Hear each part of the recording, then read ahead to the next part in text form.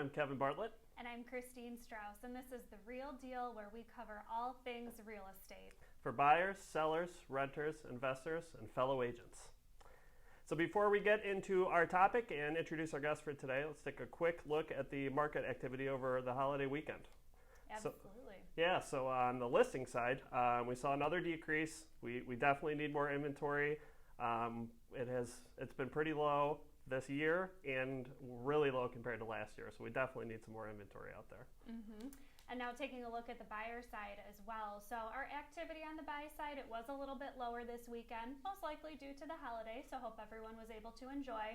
But positive note, it is still on the high end compared to last year. So great job, buyers. Way to be out there and checking out that inventory.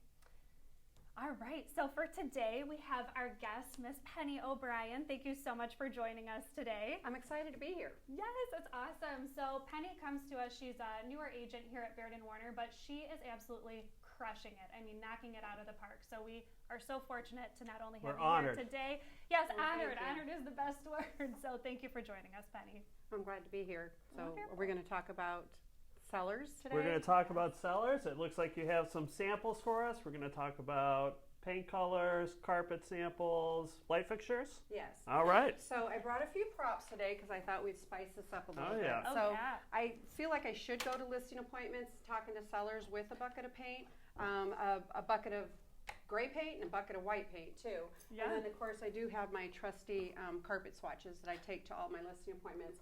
I should have brought my paint swatch book too because I do take that. But sellers, the biggest conversation that I do have with sellers is about paint and carpet. So the first one's about paint. And the same thing with carpet. They're always worried that they're not going to pick out the right thing. Right. But if they're working with their trusted real estate advisor that tells them the top 5 grays, the top 5 beiges, and the carpet, I mean, if someone comes to your house and says, this is the carpet everyone picks to sell their house, I know you don't want to be like everybody else, but if the buyer's going to go see 10 homes, Right. and every one of those homes has painted agreeable gray inside, they've all painted their trim white, Right. and they've put in new carpet, and you still have reds, greens, and golds paints from the early 2000s, and you have 20-year-old carpet, Right.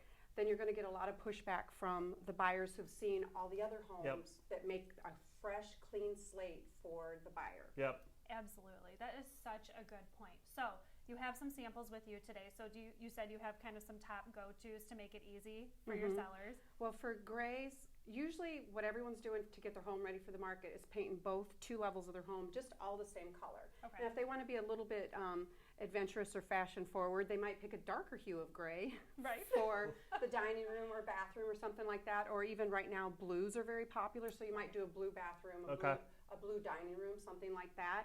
Good. So the 2 main grays, I use Sherwin-Williams colors because Pottery Barn switched a few years ago. So it's agreeable gray or repose gray.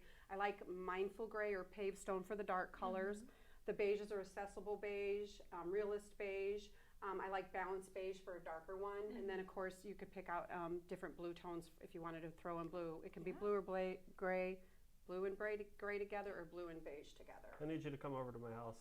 I've got swatches. I should have brought that. I was just at a listing appointment this morning. I was whipping them out. Just take pictures of the colors, and this is what you do.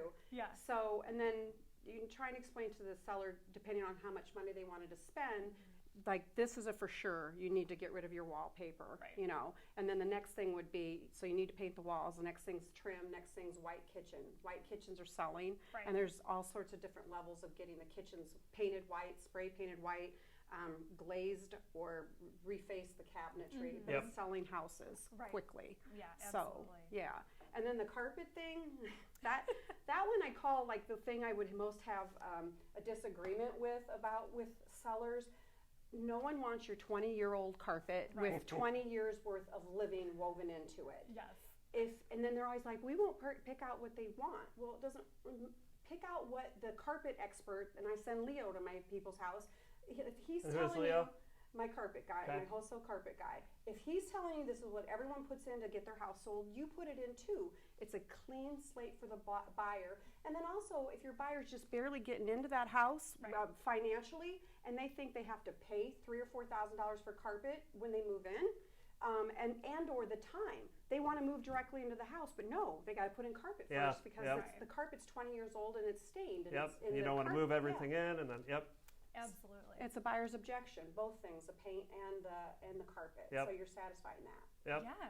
Then when I go to the third thing, and this is like to me the wow factor, that's the light fixtures.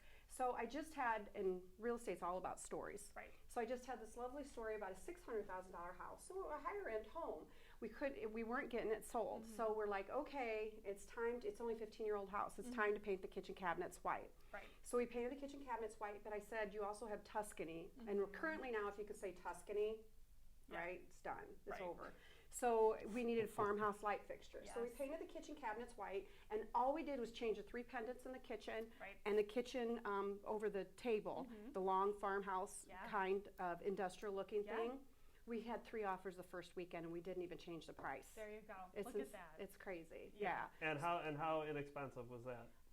I think they probably spent about $600 or $700 on those light Yeah. fixtures. Yeah. But I keep trying to explain to the seller, especially if they still have the old brass spider thing in their foyer, and I have people that'll hang it for you. But I keep saying, like, they come in and it's fresh and clean in here, paint, carpet, you did that, but you still have a 25-year-old light fixture. It's that's the thing that makes the Mrs. Buyer so emotional. She comes in and she goes, oh, look at those light fixtures. Look at those fixtures in the kitchen. This house is so updated. Right. And it's because of the light fixtures. Right. And you can do foyer, 2 things in the kitchen and the dining room for $1,000 and Yeah. have a Yeah. handyman hang them. Yep. And it transforms the home after paint and carpet. Sure. So Okay, so you would list an order of importance: Paint. paint, carpet, fixtures. Okay. Yeah. And my stager Jane says that, I'm stealing her line, paint is money in a can. Like it's the Yeah. best thing. Yeah. And it's also the cheapest thing. When the seller doesn't want to pay for that, you're like, it's the most thing that'll impact the sale of your home Right. is whether you've painted the interior of your home. Yep. Right.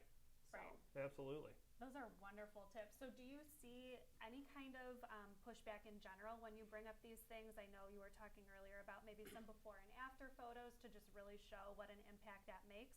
Do you see objections from that? there are objections, and you never know when you go to a listing appointment what the seller's expecting. Sellers are all motivated by something different, and then they're also the level of what they willing or are not willing to do.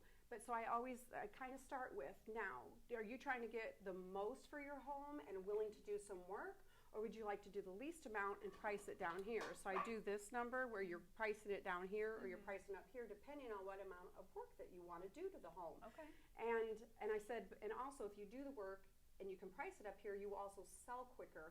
Whereas down here, we're going to get some pushback and they're going to have objections, Right. and it could also take longer to sell. This almost could also result in some price reductions where this might not. Right. That's very You know? true. Yep.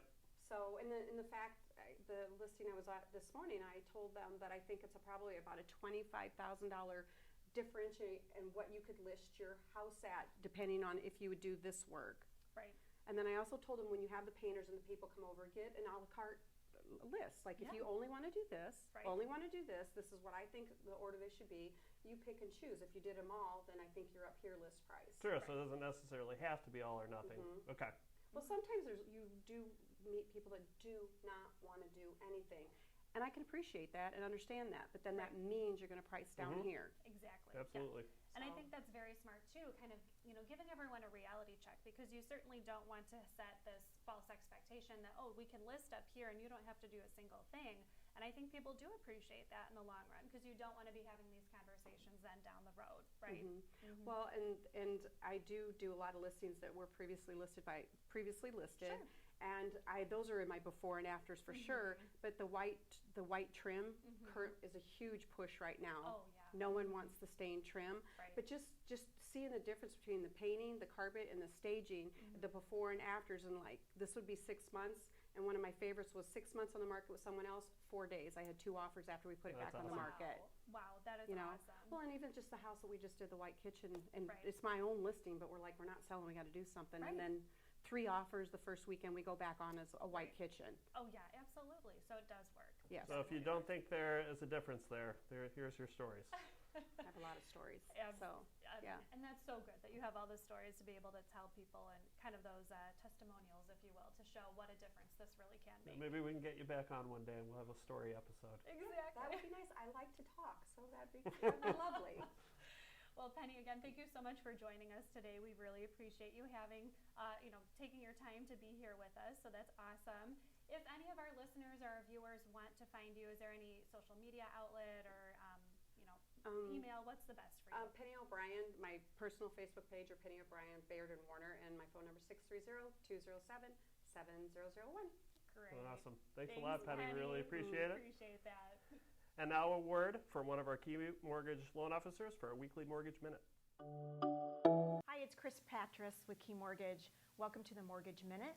Today is September 8th. What I'd like to talk about today is the difference between a mortgage broker, a mortgage banker, and a bank. So a mortgage broker brokers their products. Nothing is done in-house, and they have really no control.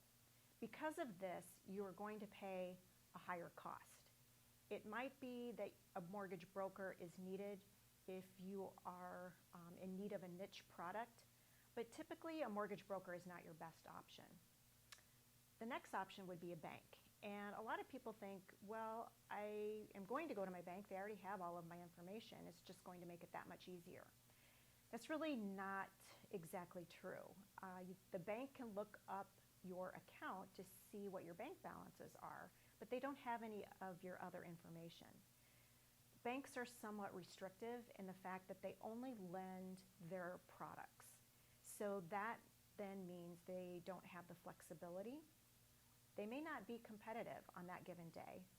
And what I'm finding with COVID is that banks have become more restrictive, and the down payment requirements have increased to 20%, and they are requiring a higher credit score. So a bank may not be your best option if you're looking for a more competitive mortgage package. And that's where I come in as a mortgage banker with Key Mortgage. So mortgages are the only thing that we do. So we do it really well. We're experts in all functions of the mortgage process. I work when your real estate agent works. I don't have banker's hours Monday through Friday from 9 to 5. I do work weekends. So if you and your agent find the perfect home and need to write an offer, you will be able to find me. I will be able to answer your questions, provide you a pre-approval letter that will allow you to make an offer. Whereas if you're working with a bank, you would have to wait until the next business day. And in this type of market, that may then mean that you lose that house. As a mortgage banker, we are local. We do everything in-house under one roof. I have full access to my underwriting team. So if there's questions, we can get them addressed soon in the process. So they're not issues down the road closer to closing. Because if you don't close on that contract date, it could cost you more money. So again, I have access to my team. You know who your team is. You know who to call, and it will always be available for you. Whereas if you work with a bank, you may have an 800 number and you never know who's going to answer that phone for you. So again, a mortgage banker, in my opinion, is your best option. We can cater a program that best suits your needs and meets your goals long term and for the short term. So please give us a call. Chris Patras, Key Mortgage, 630-244-2058. Thanks again for joining us. I'm Christine Strauss. And I'm Kevin Bartlett. Catch us next time to hear about the real deal.